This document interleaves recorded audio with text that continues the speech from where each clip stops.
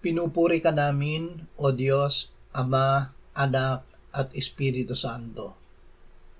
Salamat, Ama, na ibinigay mo sa amin si Jesus na iyong anak, na namatay para sa aming kasalanan, iyong muling binuhay, iniakyat at iniluklok sa iyong kanan sa langit. Panginoong Jesus, salamat na hiningi mo at ibinigay ng Ama sa amin ang Espiritu Santo na ngayon ay nananahan at pumapatnubay sa amin. Salamat o banal na Espiritu na dahil sa iyo kami ngayon ay mga anak ng Diyos.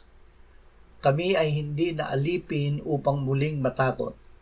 Ang tinanggap namin ay ikaw ang Espiritu ng pagkukupkop, kaya't kami ay nakatatawag sa Diyos, Aba, Aba.